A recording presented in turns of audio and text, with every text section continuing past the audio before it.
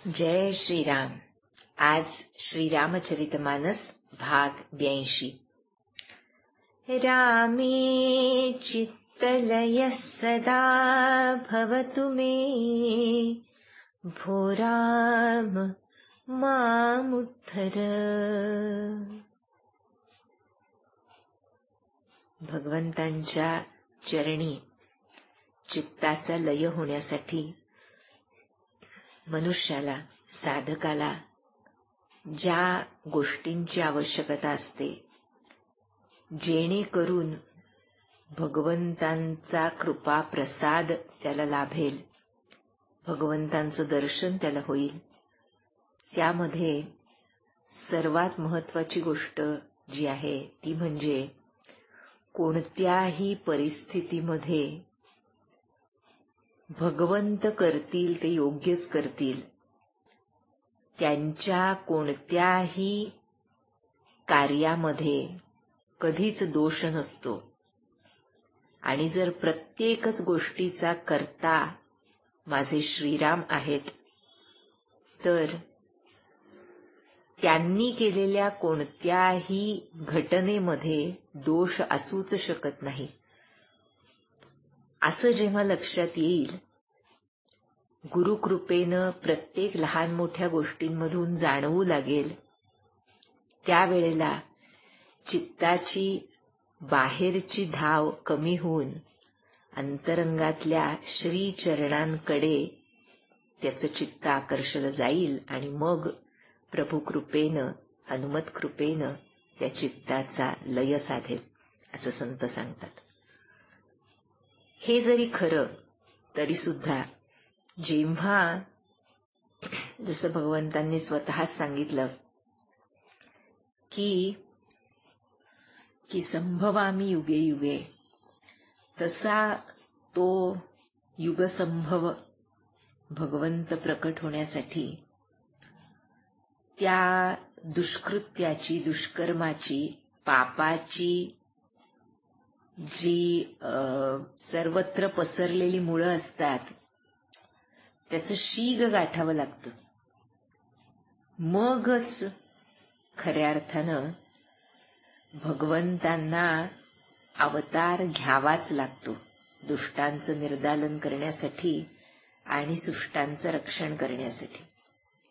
त्यामुळे जी कथा प्रतापभानूची आपल्याला सांगितली तुलसीदासांनी, ज्यानं पुढं रावण म्हणून जन्म घेतला शापामुळे, विप्रवरांच्या शापामुळे, त्या रावणानं आणि त्याच्या भावंडांनी पुढे कसं तप केलं, कशी शक्ती मिळवली, याचं वर्णन आज तुलसीदास करतायत। हे महत्वाचं यासाठी कारण या त्यांच्या पापाच्या चरमसीमेमुळे भगवंतांचा जन्म झाला, त्यामुळेच याला वाईट कसं म्हणावं असं काही संत विचारतात। ज्यामुळे भगवंत जन्म घेते झाले, त्या घटनांना सुद्धा प्रेरक असे भगवंतच असतात, असं संतांना सांगायचं असतं। त्यामुळे ह्याचं वर्णन तुलसीदास महत्वाचं असं सांगतायत। अनेक ठिकाणी असं आहे रामायणामध्ये, पुढे सुंदरकांडामध्ये सुद्धा ज्या वेळेला भगवंत हनुमंत लंकेमध्ये प्रवेश करते होतात, त्यावेळेला खूप काही वर्णन लंकेचं आणि तिथल्या राक्षसांचं, त्यांच्या वाईट चालीरीतींचं वगैरे वर्णन तुलसीदास करतात। आणि मग म्हणतात, काय गरज आहे ना खरं हे त्यांच्या वाईट गोष्टींचं वर्णन करण्याची गरज काय, पण का मी वर्णन करतोय म्हणाले तिकडे सुंदरकांडात, तर म्हणाले की भगवंतांच्या म्हणजे शरसंधानानं, धनुष्य बाणांनी या सगळ्यांचा मृत्यू करून त्यांना मुक्ती दिली, त्यामुळे ते सुद्धा पवित्रच, की ज्यांना भगवंताच्या हातून मृत्यू मिळाला त्यांच्यासारखे, मग ते कितीही दुष्ट आचरण करणारे असोत, पण त्यांच्यासारखा भाग्यवान कोण, म्हणून मी त्यांचं वर्णन करतोय म्हणतात।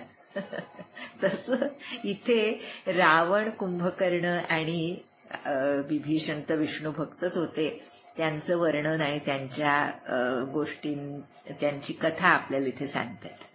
म्हणाले, कीन्ह विविध तप तीनिहु भाई, परम उग्र नहीं बरनि सुजाई, गयबु निकट तप देखि विधाता, मागहु बर प्रसन्न मैं ताता, करि बिनती पद गहि दस सीसा, बोलेउ बचन सुनहु जगदीसा, हम काहू के मरहि न मारे, बानर मनुज जाती दुई बारे. म्हणतायत की या तिन्ही भावांनी, रावण, कुंभकर्ण आणि विभीषण, इतकी उग्र तपस्या केली की त्याचं वर्णन करणं शक्य नाही. आणि ते तसं तप बघून ब्रह्मदेव प्रकट झाले आणि म्हणाले, मी प्रसन्न आहे, आता वर मागा. त्यावेळेला करी बिनती पद गही दससीसा. कसं आहे पहा, रावणानं विनयपूर्वक नम्रतेनं त्यांचे चरण धरले असं म्हटलंय. ज्या वेळेला एखादी गोष्ट हवी असते, हे खरं म्हणजे इथे रावणाचं दिलंय, पण असं वाटतं वाचताना की बहुतेक आमच्यासारख्या,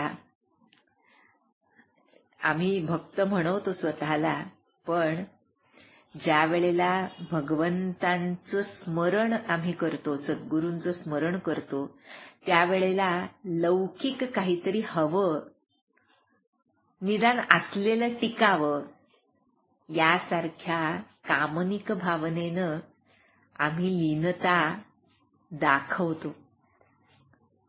कारण तिथं हवं असतं, म्हणजे मी जितकी लीन होईन तितकं मला सद्गुरू खरंच देतील, अशी सुप्त भावना, आम्ही ते म्हणलं नाही, दाखवलं नाही तरी हृदयामध्ये कुठंतरी असते. अशा कामनिक भावनेनं लीन हा रावण झालाय. आणि त्यानं चरण धरले आणि काय म्हणाला की, हे जगदीश्वर ऐका, वानर आणि मनुष्य या दोन जाती सोडून, बरं का, कुणीही मारलं तरी मला मरण येऊ नये असा वर मला द्या. वानर मनुज जाती दुई बारे, तेवढे सोडून कुणीही मला मारलं तरी मरण येऊ नये. कसा त्याच्या बुद्धीमध्ये भगवंतांनी कसं पेरलंय पहा, की वानर आणि मनुष्य सोडून प्रत्येक, म्हणून संत सांगतात ना आम्हाला की प्रत्येक गोष्टीचा प्रेरक हा भगवंतच असतो. त्यामध्ये त्या व्यक्तीची बुद्धी काम करते असं सकृत दर्शनी आम्हाला दिसतं, पण ते तसं नसतं. हे ह्या उदाहरणावरून स्पष्ट दिसून येतं खरं तर. आणि मग हे जेव्हा त्यांनी मागितलं तेव्हा, एवमस्तु तुम बड़ तप कीन्हा, मैं ब्रह्मा मिली तेहि बर दीन्हा, पुनि प्रभु कुंभकर्ण पहि गयऊ, तेहि बिलो की मन विस्मय भयऊ. ही कथा आमच्या मातेला सांगतायत ना शिवभगवान, त्यामुळे शिवभगवान इथे म्हणतायत की मी आणि ब्रह्मदेवांनी मिळून, मैं ब्रह्मा मिली, आम्ही दोघांनी मिळून त्याला वर दिला. काय वर दिला तर एवमस्तु तथास्तु असा वर दिला की तुला जे हवंय ते मिळेल, की वानर आणि मनुष्य सोडून कुणीही मारलं तरी तुला मरण येणार नाही असा वर त्यांनी दिला. कारण काय म्हणाले तर, तू खूप मोठं तप केलंयस, तुम्ही बड तप कीन्हा, त्यामुळे तुला त्याचं फळ दिलंच पाहिजे, त्यामुळे ते तुला मिळेल.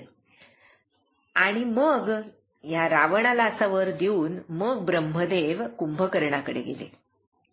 त्याला बघून त्यानं खूप आश्चर्य वाटलं, मन विस्मय भयवू. का बरं तर जौ एही खलनित करब अहारू, होई सब उजारी संसारू। सारद प्रेरिता सुमति फेरी, मागे सिनीद मास षटत केरी।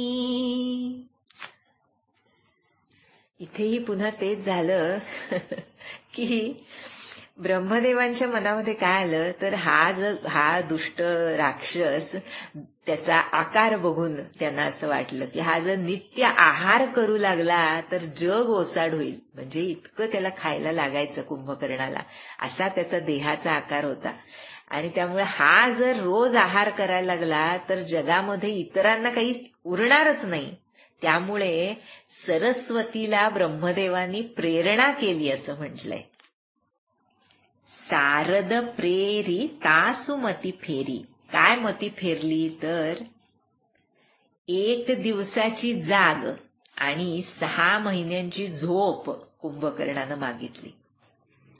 तामस प्रकृतीच्या माणसाला झोप फार आवडते.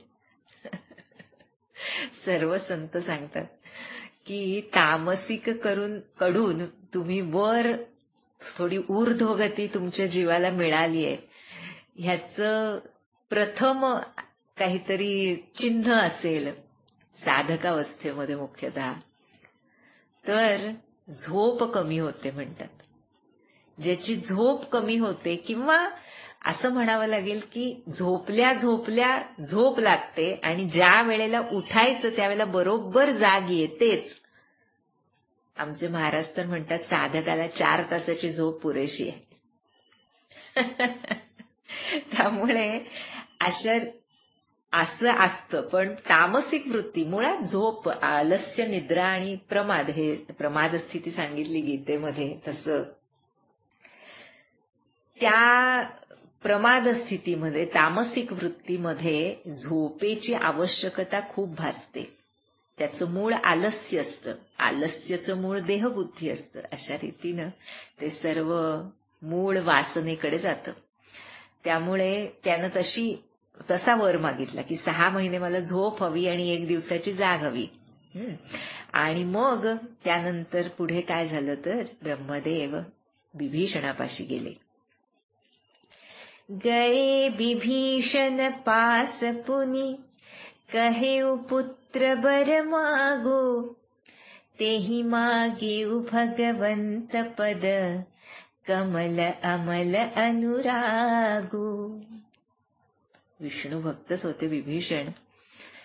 जेव्हा ब्रह्मदेव म्हणाले की पुत्रा वर माग, विभीषणानं तेव्हा देखील भगवंतांच्या चरणकमलांच्या ठाई निर्मळ प्रेमच मागितलं, जे पुढे श्रीरामांची भेट झाल्यावर सुद्धा तीच अनपायनी भक्ती जी शिवांच्या अंतःकरणामध्ये वसते तीच मला द्या, असंच विभीषणांनी तिथंही मागितलं सुंदरकांडात.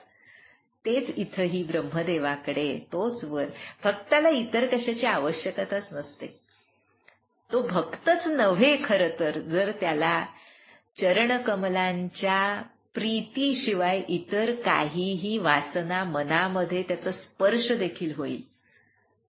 त्यामुळे भक्त तोच जो त्या चरणांपासून कधी विभक्त नसतो किंवा त्याची व्हायची इच्छा नसते. त्यामुळे तोच कमल अमल अनुरागू, पद कमल अमल अनुरागू. किती सुंदर शब्द वापरले तुलसीदासन.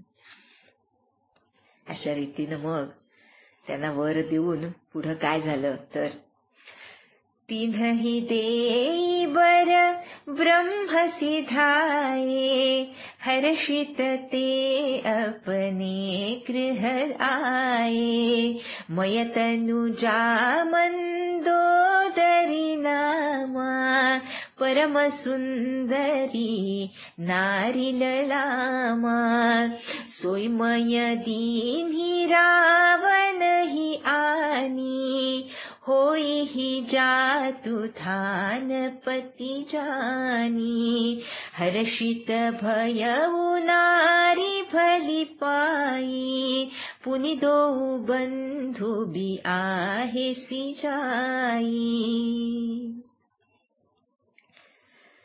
असा वर त्यांना देऊन ब्रह्मदेव गेले. तिन्ही भाऊ आनंदानं घरी परतले की आपल्या तपश्चर्येचं फळ आपल्याला मिळालं या वरांच्या माध्यमातून.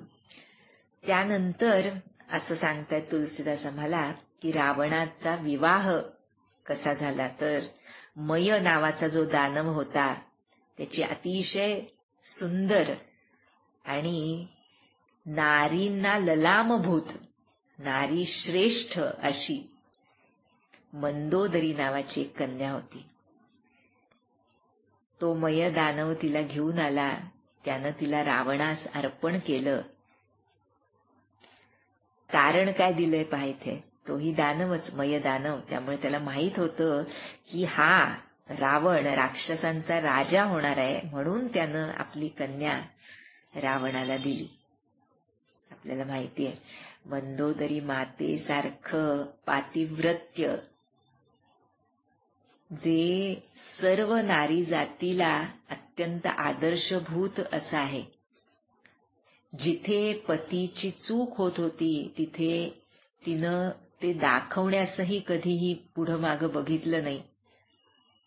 पण हे करत असतानाच तिचं पातिव्रत्य मात्र तितकंच घनिष्ठ होतं, तितकीच पतिचरणी भक्ती आणि प्रीती होती. म्हणूनच पंचकन्यांच्या स्मरणामध्ये आपण मंदोदरीचं देखील नाव घेतो. महापातक नाशनम, जिचं नाव घेतल्यानं महान पातकांचा सुद्धा नाश होतो, अशी मंदोदरी. प्रारब्ध योग असा होता की तिचा विवाह रावणाशी झाला आणि अशी सुंदर गुणी स्त्री मिळाल्यामुळे रावण देखील प्रसन्न झाला. त्यानं आपल्या दोन्ही भावांचा देखील विवाह केला असं इथे तुलसीदासांनी सांगितलंय. आणि मग काय झालं तर लंकेबद्दल सांगतायत आता की गिरी त्रिकूट एक सिंधु मझारी विधि निर्मित दुर्गम अति भारी सोईमय दानव बहुरी सवारा कनक रचित मणि भवन अपारा भोगावती जसी अहि कुलबासा अमरावती जसी सक्र निवासा तिन्हते अधिक रम्य अति बंका जग विख्यात नाम तेहि लंका खाई सिंधु गभीर अति चारिहु दिसि फिरि आवा कनक कोट मणि खचित दृढ़ बरनि न जाई बनावा हरि प्रेरित जेहि कल्प जोई जातु धानपति होई सूर प्रतापी अतुल बल दल समेत बस सोई. म्हणतायत की समुद्रामध्ये त्रिकूट नावाचा एक पर्वत होता आणि तिथं प्रत्यक्ष ब्रह्मदेवांनी निर्माण केलेला एक मोठा किल्ला होता. अतिशय दुर्गम असा किल्ला होता. मय दानवानं, जो अत्यंत मायावी सुद्धा होता आणि अत्यंत निपुण कलाकार होता मय दानव. मायेपासूनच तो शब्द मय, तसा तो अत्यंत मायावी होता. जो मंदोदरीचे जे पिता होते म्हणजे रावणाचे श्वशुर होते, त्यानं तो पुन्हा सजवला. असंख्य रत्नजडित सोन्याचे महाल तयार केले. सोन्याची लंका म्हणतो ना आपण, ती मय दानवानं केलेली लंका. इथं तुलसीदास आम्हाला सांगतायत की पाताल लोकामध्ये भोगावती नावाची एक पुरी आहे नागकुलासाठी, आणि स्वर्गामध्ये स्वर्गलोक अमरावती इंद्राची आहे, त्यापेक्षाही अधिक सुंदर आणि अभेद्य असा तो दुर्ग होता. आणि जगविख्यात नाम तेही लंका, त्याचंच जगविख्यात नाम लंका असं आहे, असं इथे सांगतायत. इतकं की त्या कलाकुसरीचं वर्णनही करता येत नाही. पुढे आमचे हनुमंत देखील चकित होतात जेव्हा लंकेमध्ये प्रवेश होतो तेव्हा. असा तो दुर्गम किल्ला. चारी बाजूंनी समुद्रातील अत्यंत खोल खंदक असलेला, दुर्गा म्हणजे रत्ना जडित अशी तटबंदी असलेला आणि भगवंतांच्या प्रेरणेनं त्या कल्पामध्ये किंवा कोणत्याही कल्पामध्ये जो राक्षसांचा राजा असतो तो आपल्या सेनेसह, जो अत्यंत शूर प्रतापी असा असतो, बलवान असतो, तो त्या पुरीत राहतो, असा त्या भगवंतांची प्रेरणा होती त्या लंकापुरीला, बरं का. आणि मग इथे तुलसीदास आम्हाला पुढे सांगतायत की अगोदर तिथं कोण होतं तर रहे तहानी चर भट भारे, ते सब सुरध समर संघारे, अब तह रही सक्र के प्रेरे, रक्षक कोटि जच्छपति के रे, दसमुख कतहु खबरी असी पाई, सेन साजी गढ़ घेर सी जाई, देखी बिकट भट बड़ी कटकाई, जच्छ जीव लई गए पराई, फिर सब नगर दसानन देखा, गयऊ सोच सुख भयऊ विशेषा, सुंदर सहज अगम अनुमानी, कीन्ही तहा रावण रजधानी, जेहि जस जोग बाटी ग्रह दीन्हे, सुखी सकल रजनी चर कीन्हे, एक बार कुबेर पर धावा, पुष्पक जान ली तिलय जावा, कौतुक ही कैलास पुनि, लीन्हे सिजाई उठाई, मनहु तौलि निज बाहुबल, चला बहुत सुख पाई. इथे तुलसीदास वर्णन करतायत की अगोदर तिथे मोठमोठे राक्षस योद्धे राहत होते त्या लंकापुरीमध्ये आणि देवांनी या सर्वांना युद्धात मारून टाकलं होतं.